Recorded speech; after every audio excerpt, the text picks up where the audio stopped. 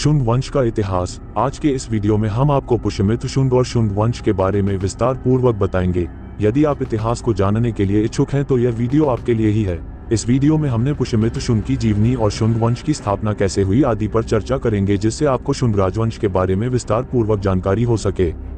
पुष्यमित्र शुंग की जीवनी। पुष्यमित्र शुंग ही शुंग साम्राज्य के प्रथम राजा थे। इन्होंने ही शुंग साम्राज्य की स्थापना की थी। पुष्यमित्र शुंग ने मौर्य साम्राज्य के राजा बृहद्रथ को मारकर अपने नए साम्राज्य की स्थापना की। पुष्यमित्र शुंग के द्वारा शुंग साम्राज्य का और विस्तार किया गया। पुष्यमित्र शुंग ने शुंग साम्राज्य की स्थापना सनातन धर्म की रक्षा करने के लिए की थी, क्योंकि मौर्य वंश के राजा बृहद्रथ अपने राजपाट में ज्यादा ध्यान नहीं दे रहे थे और साथ ही में बौद्ध धर्म में अपना ज्यादातर समय बिता रहे थे तथा लोगों को जबरदस्ती बौद्ध धर्म मिला रहे थे और उनका धर्मांतरण करा रहे थे, जिसकी वजह से ही पुष्यमित्र ने उनकी हत्या करके अपने नए साम्राज्य की शुरुआत की। और इन्होंने शुंग वंश की स्थापना 185 बीसी में की थी और इन्होंने 185 बीसी से लेकर 149 बीसी तक शुंग साम्राज्य में राज्य किया।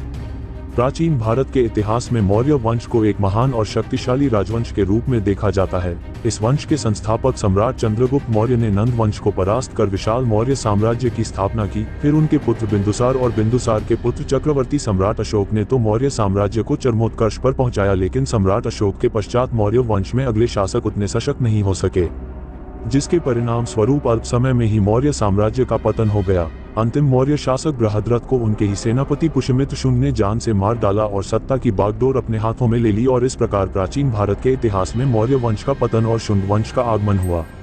दोस्तों, सेनापति पुष्यमित्र शुंग और उनके द्वारा स्थापित शुंग वंश की जानकारी हमें कालिदास द्वारा रचित संस्कृत नाट्य मालविकाग्निमित्रम, बौद्ध ग्रंथ दिव्यावरदान और बाणभट्ट द्वारा रचित हर्षित आदि महान ग्रंथों से प्राप्त होती है। इसी के साथ साथ अयोध्या अभिलेख और विदिशा की गरुड़ स्तंभ से भी हमें इस राजवंश से जुड़े पुरातात्विक प्रमाण देखने को मिलते हैं। पुष्यमित्र शुंग द्वारा किए गए अश्वमेध यज्ञ के कारण कुछ इतिहासकार पुष्यमित्र शुंग को ब्राह्मण वंशीय मानते हैं, लेकिन बौद्ध तथा जैन ग्रंथों में पुष्यमित्र शुंग को गैर ब्राह्मण और बाणभट्ट द्वारा रचित हर्षचरित ग्रंथ में उन्हें बताया शूद्र बताया गया है।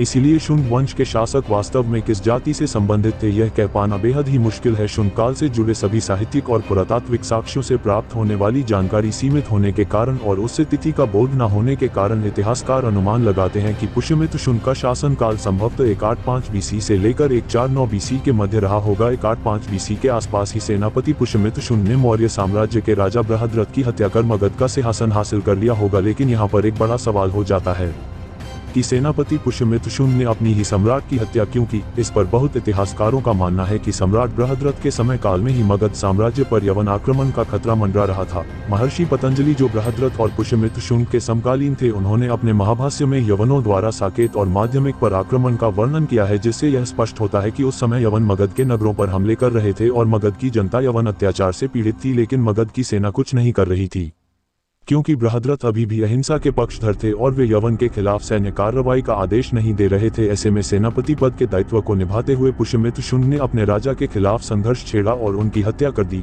मगध की सेना ने पुष्यमित्र शुंग का समर्थन किया और पुष्यमित्र को अपने अगले राजा के रूप में स्वीकार कर लिया। सत्ता की बागडोर संभालते ही इन्होंने अपनी राजधानी को पाटलिपुत्र से हटाकर अयोध्या में स्थापित कर दिया। आधुनिक मध्य प्रदेश विदिशा नगर भी पुष्यमित्र शुंग की राजधानी का दूसरा स्थान था।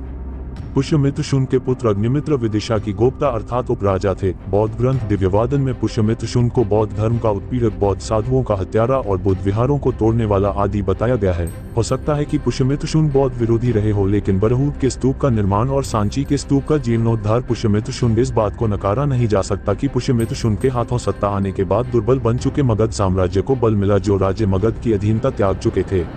पुष्यमित्र शुंग ने उन्हें फिर से अपने अधीन कर लिया। धनदेव की अयोध्या अभिलेख से हमें यह पता चलता है कि इन्होंने अपने कार्यकाल में 2 अश्वमेध यज्ञों का अनुष्ठान किया था। इसकी पुरोहित स्वयं महर्षि पतंजलि थे। इससे यह स्पष्ट होता है कि पुष्यमित्र शुंग ने अपने अभियानों से मगध की सीमाओं का और विस्तार किया था। विदर्भ राज्य पर विजय उसका एक अच्छा उदाहरण है। मौर्य काल में विदर्भ राज्य में यज्ञसेन नामक राज्यपाल था, लेकिन मगध की दुर्बलता का लाभ उठाकर उसने स्वयं को विदर्भ का स्वतंत्र शासक घोषित कर दिया।